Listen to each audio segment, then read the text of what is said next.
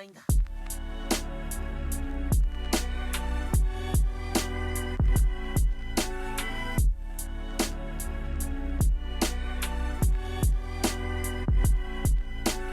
見ていてくれ。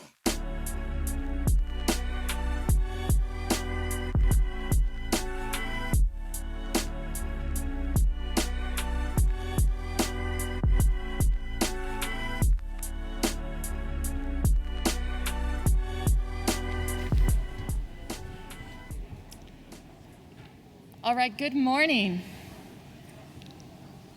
Good morning, everybody. Oh, I should take off my mask. I'm plenty loud as it is. I'm Jenny Pearson. I'm an associate professor at the School of Public Health at the University of Nevada, Reno. I'm also an editor, but let's not talk about that. This morning, it is my very distinct pleasure to introduce Dr. Christine Delnavo. Dr. Delnevo is the founding director of the Rutgers Center for Tobacco Studies and a professor in the Department of Health Behavior, Society, and Policy in the School of Public Health at Rutgers University. I'm sure most of us here know Dr. Delnevo through her outstanding publications and contributions to the field. Dr. Delnevo's research includes studying patterns of commercial tobacco and nicotine use, in particular non-cigarette products like e-cigarettes and cigars, examining the impact of product characteristics like menthol or flavoring on patterns of use, and investigating market trends in commercial tobacco and nicotine use. Dr. Delnevo also weaves health equity throughout her work, focusing on the disproportionate harm of commercial tobacco in marginalized communities. Dr. Delnevo has held numerous federal research grants and currently co-leads the UPenn Rutgers T-Course with Andrew Strasser.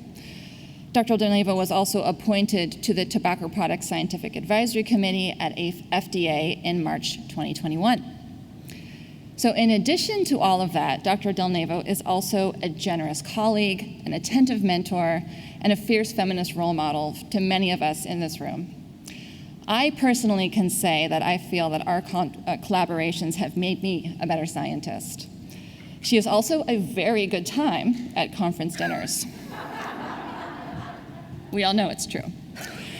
So please join me in congratulating Chris on her receipt of the John Slade Award, who was actually her boss and mentor early on in her career, and in welcoming her to the stage.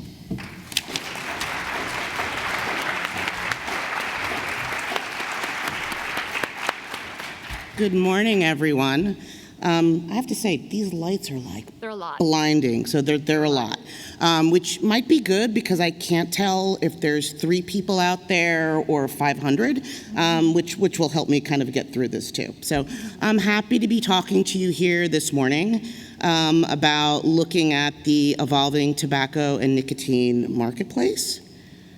And so first, are the slides up? Oh, they are up. First, my disclosure. So the work supported here is from a variety of grants that I've listed here. I have no industry funding, and there will be no off-label medication use discussed in this presentation. So first, before I kind of get into the talk that I prepared, and it was not easy trying to figure out what to talk about today, I want to kind of unpack the title of my talk because there's a lot there. So I will touch upon monitoring the evolving marketplace, lessons learned, future priorities, but always with some thought about reducing tobacco-caused morbidity and mortality and how it's important to kind of keep that in the forefront of our mind as we do our work. So I'm actually going to start with the end and reducing morbidity and mortality. So the Surgeon General's report, the 50th anniversary, concluded that the burden of death and disease from tobacco use in the United States is overwhelmingly caused by cigarettes and other combustible tobacco products. And although cigarette smoking has declined in the U.S. considerably since the very first Surgeon General's report came out, very large disparities in tobacco use remain. So this might be a figure that some of you are familiar with. It actually appears in that Surgeon General's report. I have been kind of updating and maintaining this figure for some time, pulling data from the Tobacco Tax Bureau to kind of keep the data up to date. And the main takeaway here really is that cigarettes really have been a very dominant product that has been used through much of the time that we've been doing tobacco control work.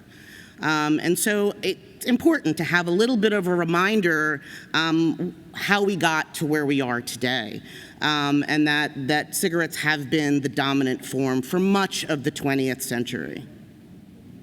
There have been great progress made with regards to cigarette smoking among adults in the United States, and you see some differences here by sex, but we have made remarkable progress in this particular area, and the MMWR that just came out yesterday made a note of pointing that the current prevalence rate in 2020 from the National Health Interview Survey is the lowest rate ever recorded since NHS has been measuring cigarette smoking.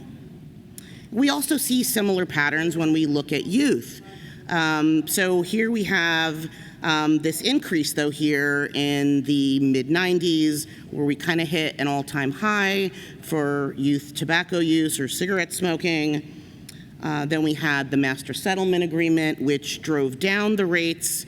In 2009, we have the Tobacco Control Act being passed, and we see kind of further declines coming there. And this data here is actually from YRBS, which goes back farther than the National Youth Tobacco Survey. But based on the data that came out very recently, that number is going to be, I think, pretty low for cigarette smoking among high school teens in the United States. But I think it's also important to point out that when we're thinking about youth use in particular, that when we measure current use is any use in the past 30 days. And that captures a lot of different patterns, particularly among young people. So here's a paper that we did with our colleagues where we not only looked at the rates of cigarette smoking among high school youth, but also the frequency with which they were smoking and the average number of cigarettes smoked per day. So it's not just that the prevalence of cigarette smoking is coming down among youth in the US, but also the frequency and the intensity of use has also dropped considerably. So bringing you back to this particular figure, and you might notice if you look a little bit carefully at the data for the last couple of years, the red from cigarettes is a little less pronounced, and you kind of see other products now starting to kind of fill some of those gaps and fill those voids. So here's another way of looking at it. So this is the same data, but looking at it from the percent of cigarettes as the total proportion of tobacco consumed in the United States. And so one thing to note here is that these data come from the Tobacco Tax Bureau, and so because of that, data on e-cigarettes is not available, and neither would data on nicotine pouches with respect to this data. So the trends that you see here are probably even more pronounced than it would be if we were just looking at tobacco products themselves. So when you look at this last bar, the Tobacco Control Act era, I like to refer to it as, you see that cigarettes are really making much less of the total of cigarettes, of total tobacco that's being consumed, and there's a diversity of other products that are being consumed by adults and youth in the United States.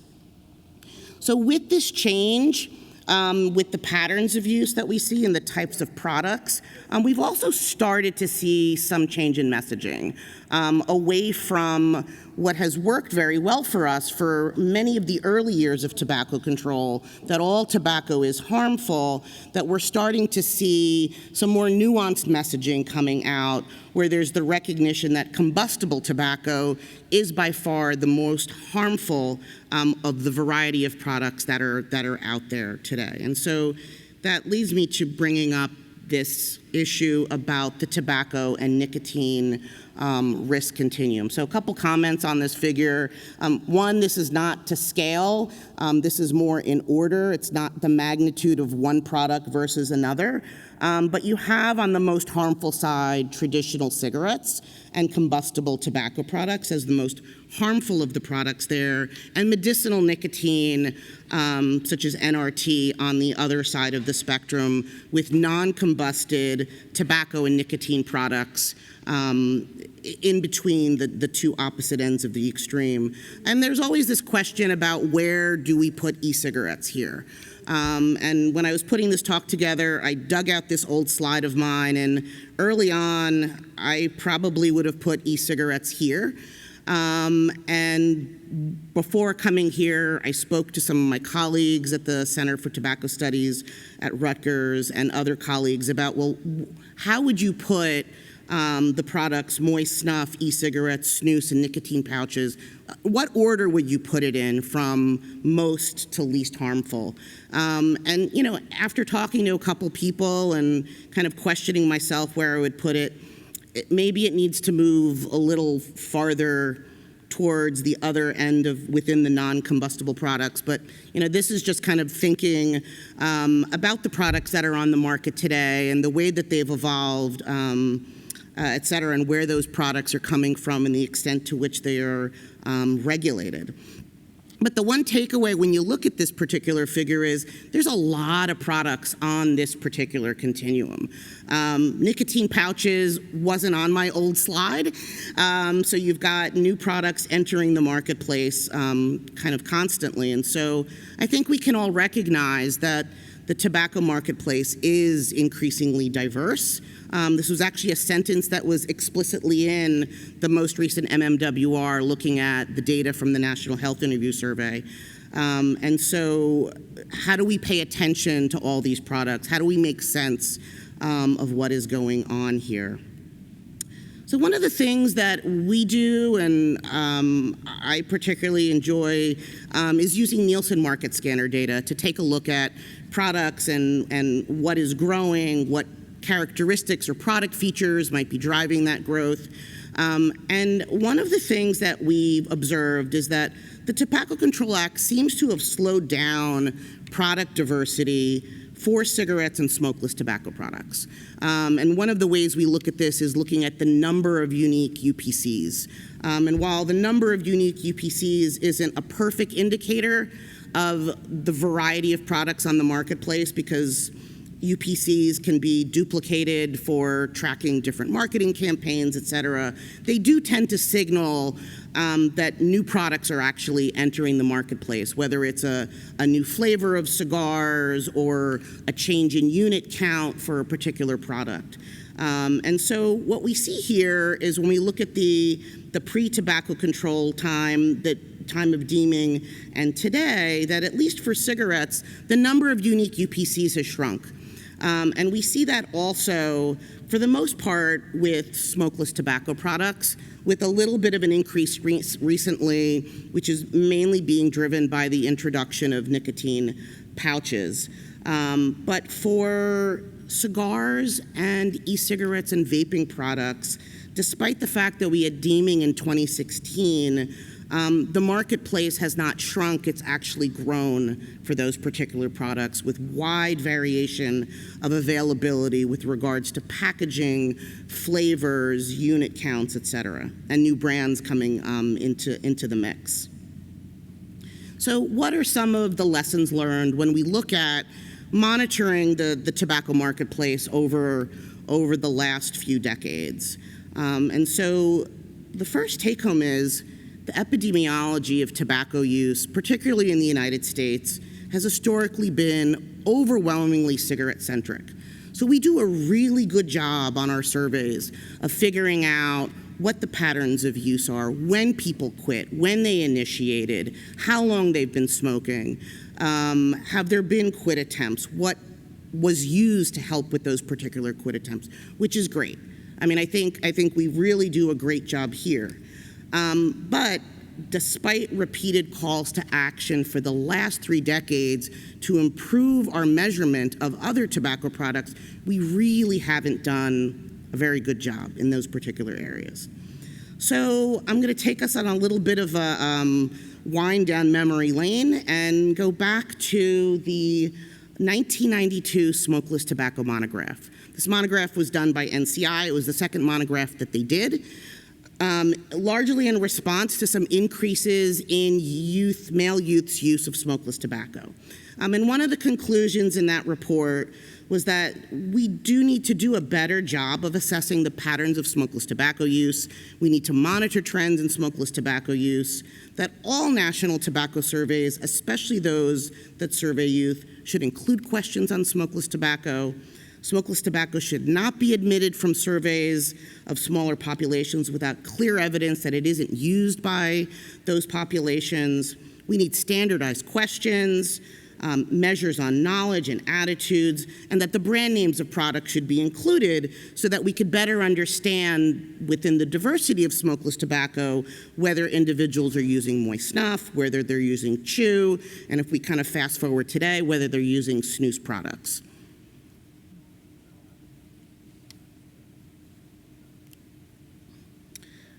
Fast forward a couple more years later, we have the Cigar Monograph that came out in 1998 from NCI.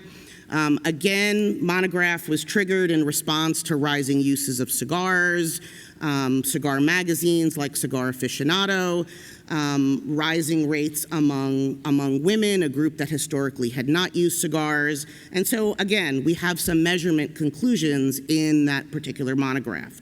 So questions on cigars should be included in surveys designed to measure tobacco use. The question should be standardized, and we should establish standardized definitions similar to cigarette smoking. There should be no threshold before we ask people about their experiences with cigars, that we need better data on duration, how long they've been used, have they ever been used, are they current users, and better data on the frequency and the types of cigars being smoked, as well as quantity. Couple years later, soon after the master settlement, NCI convenes the National Tobacco Monitoring Research and Evaluation Workshop, where how to monitor the tobacco marketplace and use patterns, et cetera, was a key focus. One of those papers that came out of it is one that I co-authored with Ursula Bauer, looking at measures focused on the host, so on the individuals that are using the particular tobacco products. And one of the conclusions in that paper, which did come out a number of years after the workshop, is that there were few surveys that were collecting data on brand, use of menthol, lights and ultralights, potential reduced harm products, and that as the tobacco marketplace continues to evolve, product-related data were really needed to better understand what was happening there. Also, that coverage of non-cigarette tobacco products, most notably cigars and smokeless tobacco, two products that were actually increasing in use at that particular time, that data collection was sparse and infrequent. So despite the two NCI monographs issuing a call to action, several years later, not a lot of progress had been made. And this is probably pretty hard to look at, but if you can't read the fine print here, this is the surveys being done at that time, surveys that focus on adults, surveys that focused on youth, and you can see at the top there's lots of little X's populating, and those are all the cigarette questions. So lots of coverage of cigarettes, but at the bottom, in particular here, you have other tobacco products listed, and you see a lot of gaps in that particular area. So, if you fast forward to today, I still think we don't do a very great job in these various national surveys looking at the diversity of tobacco products, perhaps with the exception of PATH, which is the most comprehensive assessment that we're getting right now about what people are using and how they're using these particular products. I want to go back again to the cigar report. because there was a conclusion there that said if the emerging public health problem of cigar smoking is to be tracked successfully, tools for monitoring must be designed to measure the variables of interest. And you could take this quote and insert any other tobacco product in there or nicotine product, and I think the conclusion, with the exception of cigarettes, would probably still hold true. So let's fast forward. Last week, the National Academies came out with their premium cigar report. So the committee was tasked with looking at the available evidence on premium cigars, patterns of use, frequency of use, potential health effects, as well as comparing and contrasting it to other types of cigars. So it probably should come to no surprise where I'm heading with this, is that we had major recommendations, again, around measurement.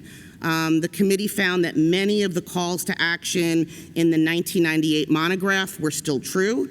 It was really challenging to do this particular report, and so there's a call to action to improve the measurement of cigars and the various types of cigars, ever use, ever regular use, use in the past year, and that we just need better measurement in these particular areas. So another lesson learned here is that we need to, how do you figure out what to be paying attention to, right? And if we follow what is happening with tobacco control policy and regulation and monitoring and looking at industry marketing and sales patterns, it does give us some clues as to what we should be prioritizing. And as a survey researcher myself, I understand you can't put every single question on every single survey. You do need to prioritize. But there are clues out there that can help us figure out where we should be putting our attention. And a lot of the examples I'm going to pull from are cigars, because I've spent a lot of time in that area.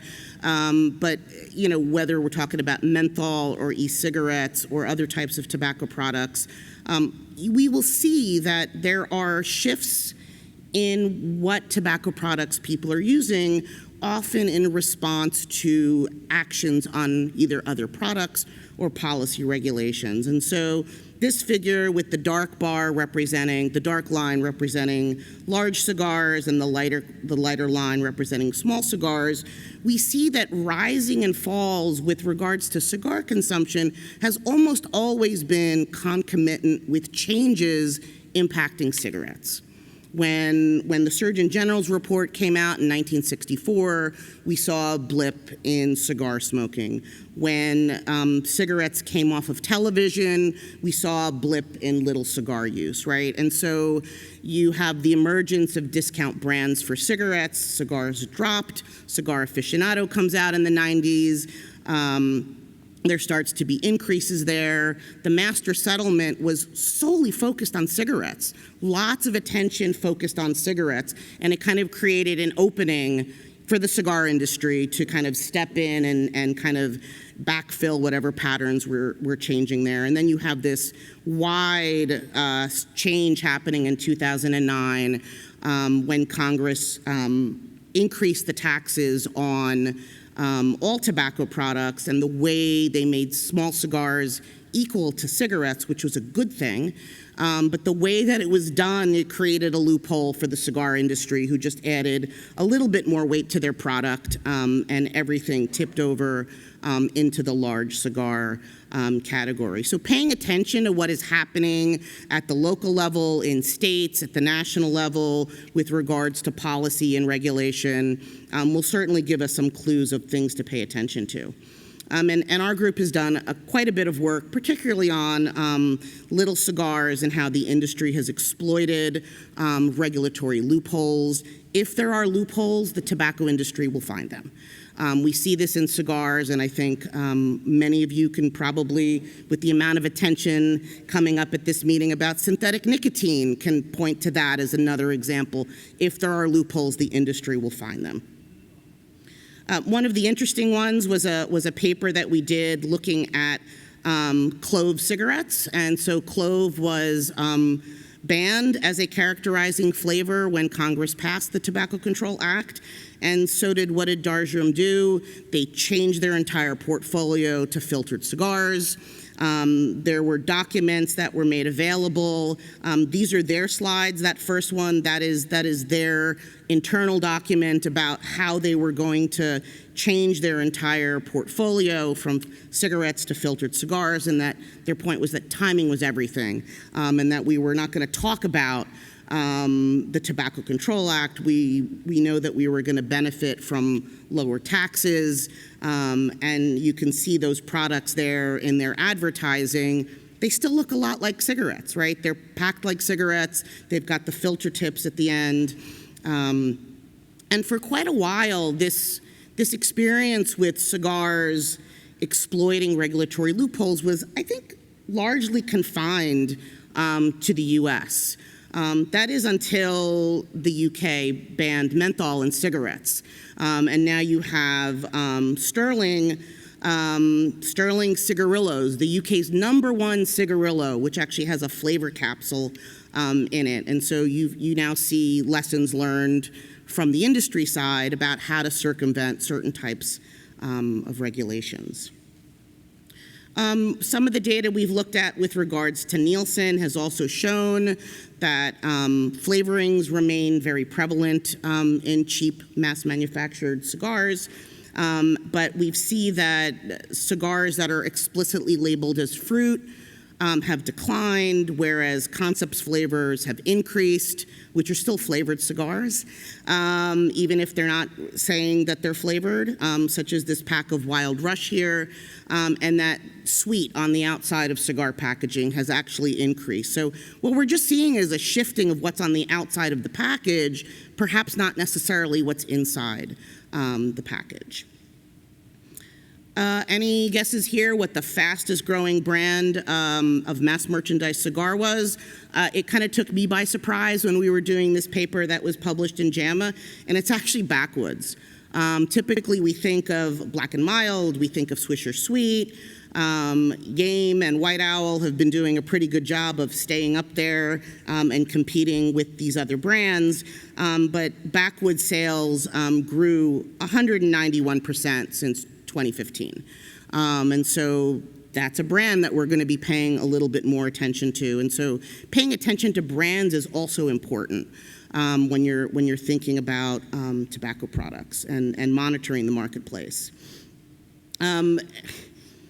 Cheap flavored cigars. So I mentioned earlier that diversification in the cigar marketplace hasn't slowed down. It's actually grown since the Tobacco Control Act. Much to my chagrin, and every other day we are seeing new combinations of packages coming out. One of those particular brands that is actually particularly egregious are cigars being made by Swedish Match. And earlier this year, Swedish Match said that they were going to divest themselves of their combustible products and they were going to focus on their non-combustible products, but these are all continued promotions that continue to come out every other day. So presumably they are trying to bolster the appreciation of what they're going to sell off to another company, but despite their messaging that they were going to get rid of the cigars in their portfolio, they seem to be still marketing them fairly aggressively at this particular time. So another lesson learned, monitoring and measuring emerging products is challenging. It's not easy. There's a lot of information out there, but how can we provide ourselves with a bit of a framework to take a look at these things? And so something to note that with regards to emerging tobacco products, and you see the industry using similar language in this regard, is before somebody uses a product, they have to be aware of the product. Then we have trial or ever use. Current use, which is a typical definition that we use, or use in the past 30 days, and then on to established use. And then one comment I just want to make about current use and past 30-day use. If we don't have a threshold for established use, When we are capturing people in that past 30-day measure, we are capturing experimentation and occasional use as well. So I think we need to be careful when we're interpreting what current patterns of use actually mean, and the frequency and the regularity of the use of those products is important as well. We saw a lot of this with the emergence of e-cigarettes a number of years ago, with numerous papers. The first papers coming out talking about awareness of e-cigarettes and every use of e-cigarettes, and then we kind of migrated as products were being used by more and more people to patterns of current use. And one thing I do want to point out with regards to the e-cigarette literature, particularly if we're asking the question about whether or not its availability helps people who currently use cigarettes to quit. And in this first paper, which is in the middle, is that when you look at cigarette smoking and e-cigarettes, you have to look at former smokers and when former smokers quit. If you're looking at former smokers who quit before e-cigarettes are in the market, your analyses are going to provide counterintuitive findings there. And so it's really important to consider when products were entered into the marketplace if we're looking at the relationship between multiple products and how it might help people move off of combustible tobacco. We're just starting to see that same type of literature emerge now on nicotine pouches, and one of the first papers out right now pointing to population level estimates here about nicotine pouch awareness, interest, and every use among adults who smoke is a paper we just had come out in Tobacco Control very recently, and I know there are plenty of exciting posters and work and presentations here at SRNT that are starting to shed more light on nicotine pouches, who's using them, and in what respects are they using them. Wording on surveys. I'm a survey methodologist. Writing good survey questions is not easy, but I think we also need to be attentive to the fact that over the last few years, decades, we need to also be aware of how consumers refer to their particular products. We know that consumers have confused filtered cigars and cigarettes. If you look on the National Survey of Drug Use and Health for the usual brand of cigarettes being used, you will see little cigars being reported by cigarette smokers as their usual brand of cigarettes. We also know that there was evolving nomenclature around e-cigarettes and vaping, and that youth, when Juul came to the market, may not have recognized Juul as an e-cigarette, and that some of the work that we've done has shown that that, in fact, can impact estimates. When you asked questions about Juul separately, we were getting higher estimates of current past 30-day use. Questions looking forward: are consumers going to confuse heat not burn with electronic cigarettes? Heat not burn are also using some form of technology to heat the product, right? And so will consumers be able to tell the difference between these products, and will they use terms interchangeably? Will consumers confuse nicotine pouches with smokeless tobacco, right? Nicotine pouches are not tobacco. Some of them are nicotine is derived from tobacco, some are not. But how will consumers perceive a product like Zyn, made by the same company that makes snus, when they're packaged very similarly and they look very similar with regards to the pouches even themselves? So here's your quote, Jenny. When someone says something really well, you need to give them credit for that, right? And so here in the context of e-cigarettes, Jenny said this quite eloquently, that a fundamental challenge is figuring out how to refer to these devices so that the terms are understandable and that they align with the real world vernacular and actually capture the diversity of products contained in this class. This applies to e-cigarettes. I think it's going to apply to nicotine pouches as well. I think we need to be thinking about these kinds of things also with regards to heat not burn and other emerging products as they come onto the marketplace. So to kind of wrap up some concluding thoughts, I want to come back to where I started, and that is thinking about reducing tobacco-caused morbidity and mortality. And that requires us to think about the risk continuum and who is using the particular products.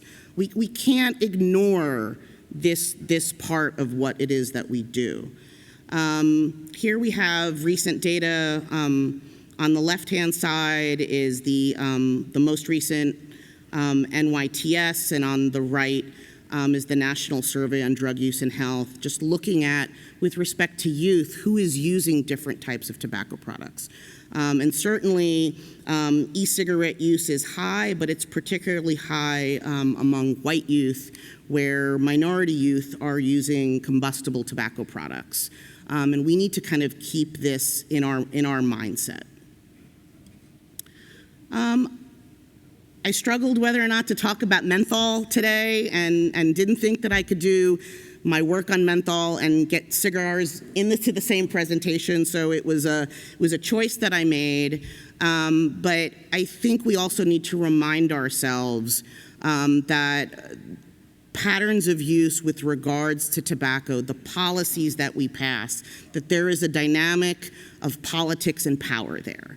And we did a commentary for Nicotine and Tobacco Research on banning menthol cigarettes recently.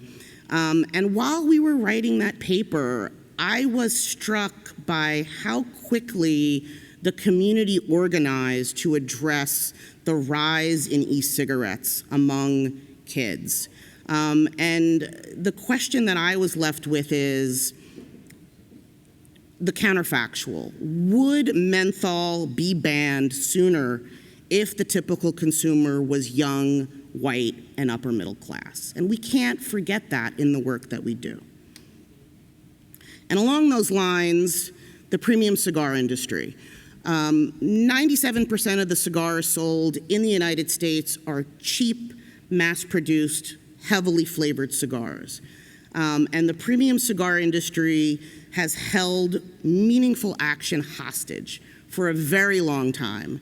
And at that same time, premium cigar users are upper middle class, white males that are more affluent, and yet the majority of the marketplace is not being used by those individuals.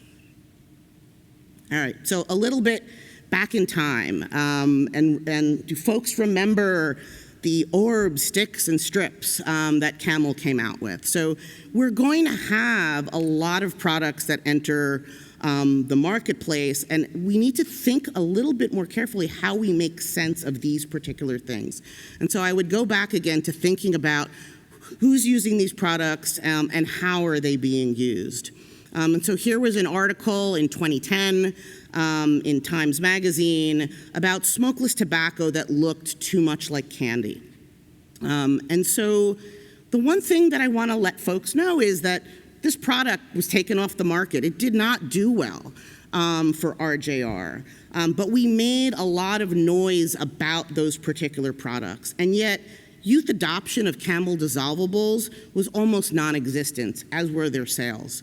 But during that period of time that Camel dissolvables were on the market, 3 years, an estimated 3.5 million youth in the United States initiated cigarette smoking. And our attention was focused on Camel sticks and orbs. And so I'm going to leave with this final thought. There is a lot of noise in the emerging marketplace. And so we need to make sense of how to cut through that noise, and we need to recognize that outsized attention to the emerging marketplace has opportunity costs, because we can't be everywhere at the same time. We cannot be doing our programming and our interventions on everything at the same time. There are limited resources, whether it's grant dollars, whether it's the number of hours in a day. And so this noise that's there and the outsized attention that goes to it sometimes, they most often advantage the most dangerous products on the marketplace. Because while we're getting all excited about X, Y, and Z, the cigarette industry continues to sell hundreds and thousands of products every day. And that also disadvantages the most vulnerable among us. So I just want to end with a big thank you. First, to the amazing team at the Rutgers Center for Tobacco Studies, with a special shout out to a number of my colleagues. And then I want to have two special shout outs. One is for Mary Harivna, and I've got my Ukrainian flag. I don't know if you know, but Mary's last name, and you can correct, is the currency in Ukraine. So I want to thank Mary. Mary has been there with me practically from the very beginning, and I thank you. And the other thanks goes out to Ann Hartman. And I want to thank Ann for taking my calls, and I want to thank Ann for listening and responding, because up until PATH, some of the best questions that we have managed to get on our surveys are because Ann listened. Ann got questions on cigars, expanded those modules on the tobacco use supplement. She expanded questions on smokeless tobacco use. And so even though we do not have nearly as much data as I would hope today on these other tobacco products, what we do have is thanks in large part to Ann. So thank you, Ann.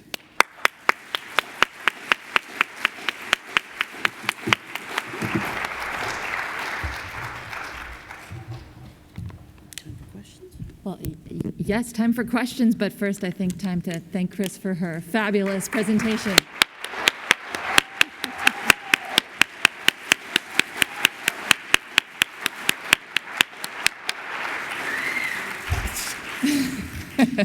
So we have a good chunk of time for questions, and I'm sure there are questions out there. So if you have something to ask, we have 3 microphones here, so you can feel free to stand up, and I know you're out there. There we go. Thanks, Mike, for starting us off. Yep. First of all, Chris, congratulations on your award, the John Slade Award. Having known John, you're a very deserving recipient of that award, and I appreciate your talk. What can we do about science and some of the disinformation that seems to be coming from our colleagues that maybe aren't addressing some of the things that you were talking about and highlighting in your talk? Thanks for the easy question, Mike. I actually considered when I was putting the talk together for kind of highlighting priority areas that we need to focus on, is some of the divisive debate that we are having amongst ourselves with regards to continuum of risk. I don't have any brilliant solutions to that problem, but I do think that collectively, if we are at least united in reducing tobacco-caused morbidity and mortality, we need to have some more honest conversations amongst ourselves. I think that, when you look at the COVID epidemic and some of the challenges that CDC in particular has had around messaging and risk communication, my worry is that as a group of scholars here, we are going to start losing, and I think we have already, credibility if we don't talk about the risks of various products in a way that reflects what the science says. So not an easy question, and I don't think there's an easy answer, but I think we have work to do. Hi, Michael Amato from Truth Initiative. Thanks, Chris, for the great talk. I would be interested in your thoughts about measures that can separate established use from experimentation. So, can you ask the question again? Oh, yeah. Yeah. So you had the slide with the continuum from awareness to experimentation and current use, past 30-day use, and then established use. And you made the great point that it's important to separate established use from past 30-day experimentation. There's been a lot of papers and posters I've seen that look at transitions between, cigarettes and e-cigarettes, especially among youth. They seem to bounce back and forth quite a bit. And so those measures, I think, are going to be really important. And I would be interested in your thoughts on what some good ways to measure that and separate those two patterns of use might be. Sure. So, I think with respect to emerging products, right? So we see that there are increased sales, right? We might see it in the TTB data. We might see it in Nielsen Market Scanner data. And then the next question is, and I think many of us in this room are starting to do this work around nicotine pouches, that there is a progression, right? You don't go immediately to established use, right? So you have to measure awareness and you have to measure trial, right? Because there is no regular use without trial. But I think we need to be careful of how we use an ever use measure. I will say that if I had to answer a question on a survey about have I ever tried e-cigarettes, my answer would be yes. Have I ever tried nicotine pouches? The answer would be yes. They're disgusting if you're not a tobacco user. And so what are you capturing there, right? And recognizing that youth also are poly-tobacco users, and you don't necessarily know which product is gonna, one product might, increases in the marketplace in the context of youth. The more products that there are out there are more opportunities to experiment, right? And if there are more opportunities to experiment, it's going to increase the likelihood that youth can become addicted to nicotine. But I do think we need to be careful, particularly when we're looking at trajectories, to not conflate ever use, because ever use could have literally been just one time.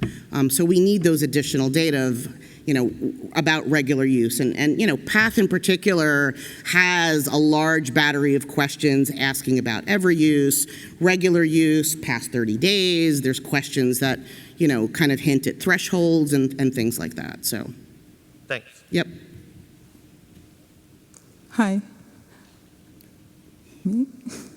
Thank you very much for an interesting lecture. I'm Catherine Egbe from the South African Medical Research Council. I was particularly interested in the part of your lecture where you talked about how we need to accurately capture the use, prevalence, and patterns based on what the understanding of the respondents are. And I happen to be the PI for the Global Adult Tobacco Survey South Africa, and we recently collected data last year, and we had to provide pictures of virtually all the tobacco products. I'm not very sure if that solved the problem, because it also could create another problem where the respondent thinks that this is the only type of the product, given the millions of these types that are in the market. I don't know what you think about how best to really make sure you are capturing exactly what you intend to capture. And also I've worked with the Global Youth Tobacco Survey in South Africa, and looking at smokeless tobacco use, and we had chew tobacco, the oral snuff, and the nasal snuff. And when analyzing the data, the co-author had to ask me to merge the data because students, children or young adults couldn't really differentiate between snuff and chew tobacco in that setting. So I think it's a big problem because it creates an additional problem of not being able to accurately measure what we want to measure. And I would really like to hear your thoughts about how best to address this problem. Thank you. That's a great question. Thank you. I think what you've done is an important step in that right direction. And I think now that we can use with digital surveys images of the particular products as the marketplace becomes more diverse, I think using pictures of products to help clarify for the users what specifically you're talking about is a great tool that I think 20 years ago would not have been as easy to do in the kinds of modes and methods of data collection that we used to do. I also think with emerging products, there's a place for qualitative research here. Focus groups, semi-structured interviews, and talking with consumers. And just then sound survey research principles, doing cognitive testing on instrument development. It's important in the measuring of emerging products, not just to capture the user accurately, but to capture the non-user accurately, right? Because you're looking to generate estimates of use, and if the non-user doesn't understand the question either, then there's a particular problem there. So, great question. Is it you, Hey, Andy? Chris. Andy Highland here, Roswell Park Comprehensive Cancer Center. Fantastic talk. You're a rock star in this boring field of surveillance and monitoring. I'll confess the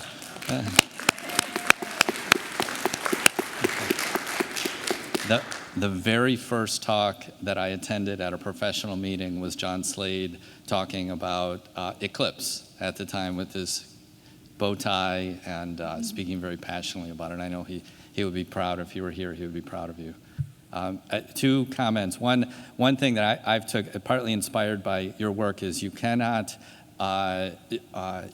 under research measuring the exposure. So the more detail you can get, so you can't go wrong by adding more detail there, really trying to quantify that exposure. And the second thing, which I'm going to make a statement and then ask for your reaction to that.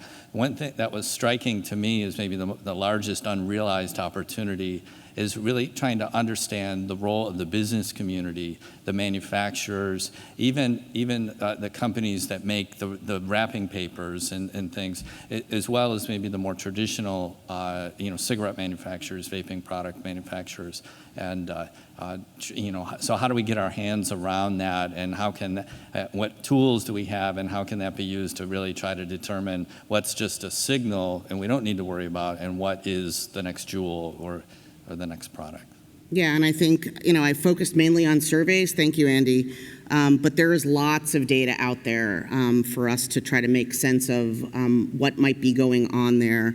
And thank you for the comment about the not sexy, boring work of surveillance. And just as a side story, when we did the very first New Jersey Youth Tobacco Survey in 1999 for the Department of Health, we were super excited about that data once we collected it, and I went to my associate dean and he said, let's do an intervention for youth. And I said, well, I don't do intervention work, I do surveillance work. And he said, no one's ever going to fund your work. So, but it is not easy, right, to get funding to do some of this work on these emerging products in the surveillance space, because, I think the typical NIH grant reviewers do expect interventions and different types of studies. So it can be done, though. So if there's anyone out there that is excited to do surveillance work, stick with it. It might take you a couple more tries to get that funding, but it is possible. Hi, Chris. Alex Lieber at Georgetown. Outside of yelling, work faster, what would you tell those in charge of data management and procuring all this wonderful surveillance data what would you have them change to improve the rapidity of releasing data and the transparency of their findings to help us get a better sense of our really fast-changing nicotine marketplace? What would the standards be that you would want to see improved or changed? Wow, that's a big question. So, I would say right. So I think the one thing I would say, and hopefully it was kind of made clear in my taking us a little bit down memory lane, that 1992 NCI monograph, NCI did the work, they did the monograph, recommendations were made, the recommendations on measurement weren't implemented. The 98 monograph came out, same call to action, and there's really just been very small incremental movement forward. And now you've got the National Academy report on premium cigars, again, pointing out that we need, so when you do convene a group of experts to pull these important reports together, implement the recommendations would be my number one suggestion.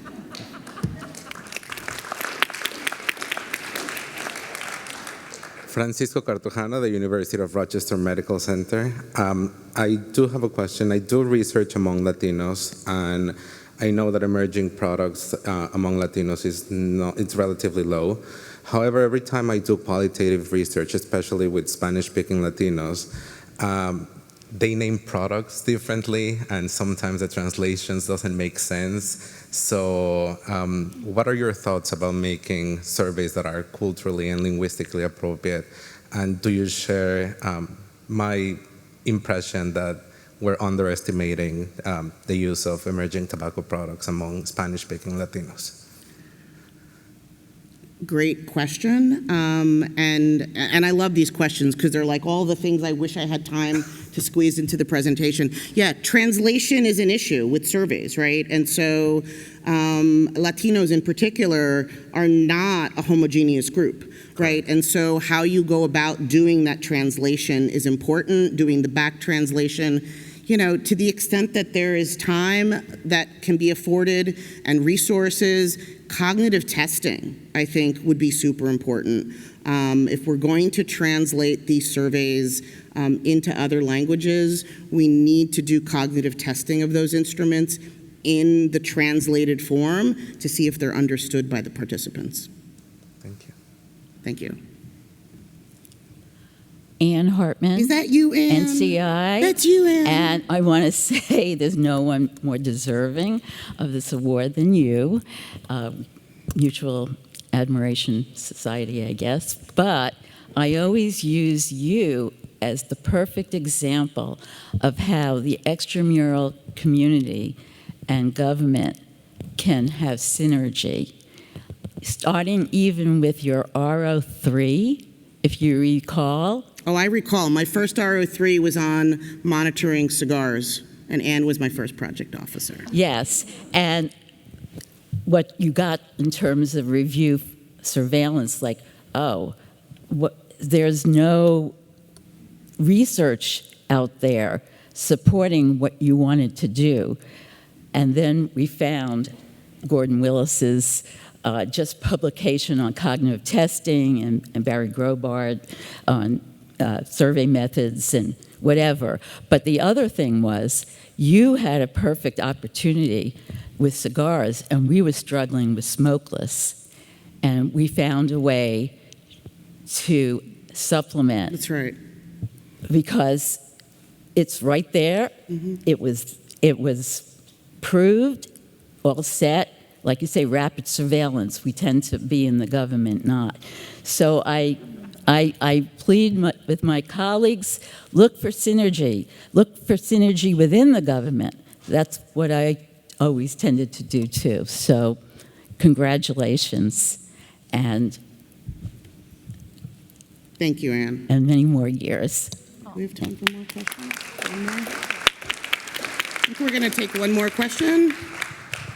One more. Yeah. Hi, Jamie Brown, UCL. Thanks for a really brilliant talk, and congrats on the award again. I loved one of your concluding slides where you said outsized detention has opportunity costs. I think that process often happens quite reactively and organically.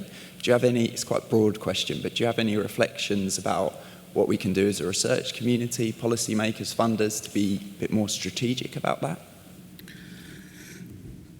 I don't have any brilliant thoughts there. The one thing that comes to mind is the journals, right? And we do serve as all of us serve as reviewers for journals, and there needs to be, some of the times the outsized attention comes from those papers, right? And having reviewers that understand the big picture and whether or not something deserves, a front page, highlight in Lancet and then being carried on CNN repeatedly as a story. That's I think on us as a community of scientists as we're doing reviews and trying to fit right. But it's a tension we all struggle with, right? Because you've got academicians who need to get papers to get promoted and to get tenure and to get the grants. So I think it's I would call on all of us to be just a little bit more thoughtful in the peer review process. Maybe that's one way that we can make some changes there. Okay, well, that's it. Thank you everyone for your attendance. Let's congratulate Chris.